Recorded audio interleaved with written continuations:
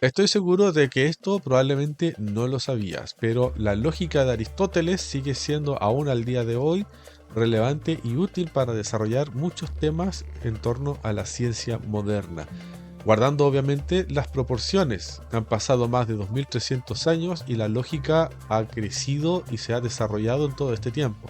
Sin embargo, la lógica de Aristóteles aún mantiene elementos que la hacen útil al día de hoy.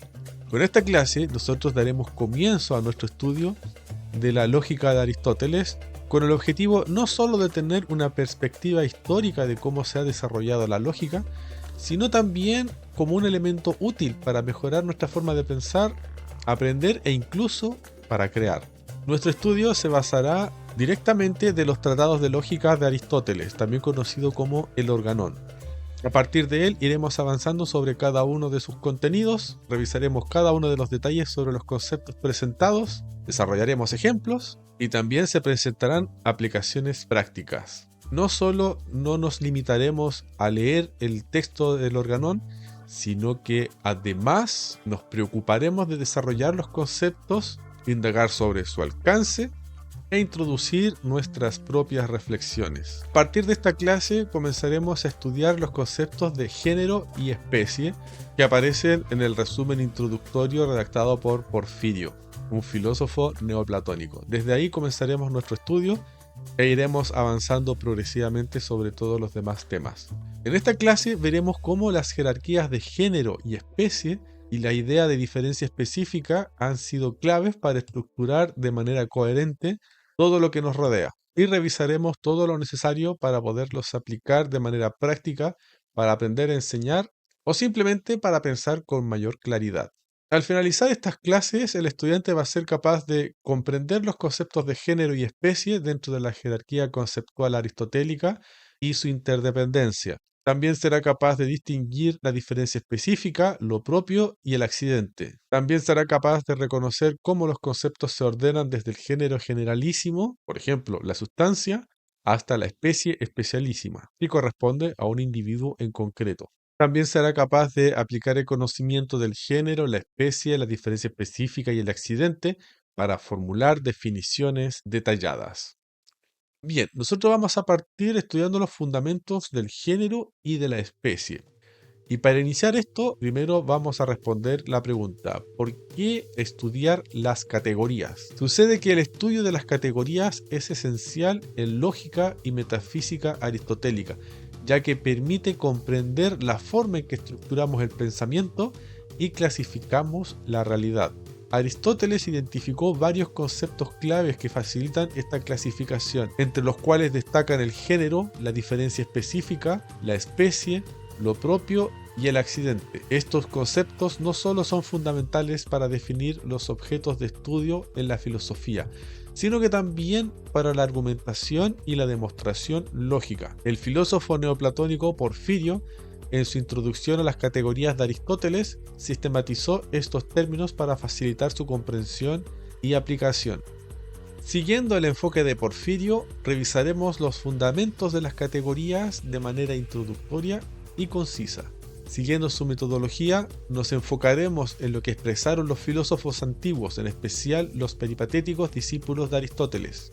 No nos centraremos en cuestiones más avanzadas, como la naturaleza última de los géneros y las especies, o su posible existencia independiente de las cosas sensibles, ya que dichos temas exigen un análisis mucho más profundo. Iniciaremos hablando de qué es una categoría de una forma que sea fácil de entender. En la filosofía aristotélica, las categorías son conceptos más generales bajo los cuales clasificamos y describimos la realidad. Se entienden como distintos modos de ser o de ser dicho, y sirven para organizar el conocimiento, formular definiciones y construir argumentos. Por ejemplo, la categoría sustancia alude a las cosas que existen por sí mismo, por ejemplo, una persona o un árbol, mientras que otros predicables como accidente describen cualidades que no alteran la esencia, por ejemplo, el ser alto o el estar sentado. Un árbol Por ejemplo, puede ser alto, pero también puede no serlo. Que no sea alto no implica que no sea un árbol, no afecta su esencia. También debemos tratar la relación que existe entre género y especie. En la lógica aristotélica, género y especie son dos nociones claves que permiten organizar y clasificar los conceptos de manera jerárquica. El género abarca diversas especies que comparten rasgos esenciales, mientras que la especie se distingue dentro de ese género por una diferencia específica. Así podemos entender el género como un conjunto amplio de entidades que comparten características comunes. Por ejemplo, animal comprende distintas especies como el ser humano y el caballo. En cambio, una especie vendría siendo algo así como un subconjunto de un género, definido por la cualidad que lo diferencia del resto. Por ejemplo, el ser humano tiene la cualidad de ser racional. Esa cualidad lo distingue de los demás animales.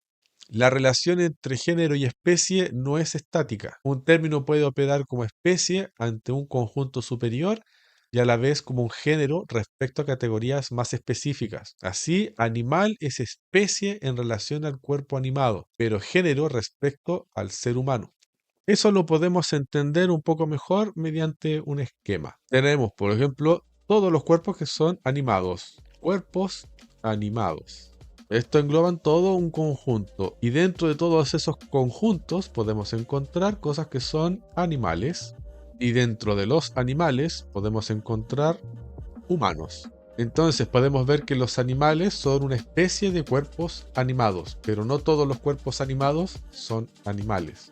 Podemos ver que los seres humanos son una especie de animales, pero no todos los animales son seres humanos. En ese sentido, el cuerpo animado es un género de los animales y los animales es un género de los humanos. Los humanos son especie de los animales y animales son una especie de los cuerpos animados.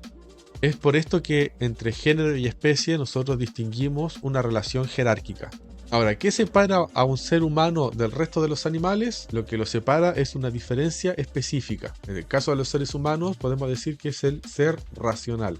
¿Qué separa a los animales de los cuerpos animados? Los animales tienen procesos vitales. ¿Qué tipo de procesos vitales? Por ejemplo, comer. Los animales comen, se alimentan, se reproducen, nacen y mueren. Estos son un conjunto de diferencias específicas que separan a los animales del resto de los cuerpos animados. Por ejemplo, una bandera que es soplada por el viento es un cuerpo animado, tiene movimiento, pero no es un animal. Una bandera no tiene procesos vitales, no come, no se reproduce, no nace ni muere. Esta comprensión de la dinámica entre los géneros y las especies es fundamental para la clasificación del conocimiento. Establece categorías amplias que se subdividen en grupos concretos, evitando confusiones terminológicas, y más adelante iremos viendo cómo esto facilita la argumentación lógica rigurosa. Si te fijas en estas diferencias que he puesto aquí, te vas a dar cuenta de que algunas las cumplen todos los animales. Por ejemplo, todos los animales de alguna manera nacen, pero no todos los animales necesariamente se reproducen. ¿Qué pasa si un animal no se reproduce? ¿Dejará de ser animal? No necesariamente, ¿cierto? Ese tipo de distinciones nos va a abrir las puertas a lo que veremos en la clase siguiente sobre las diferencias específicas, lo propio y el accidente. Pero eso lo dejaremos para la próxima clase. Nos veremos próximamente. Chao, chao.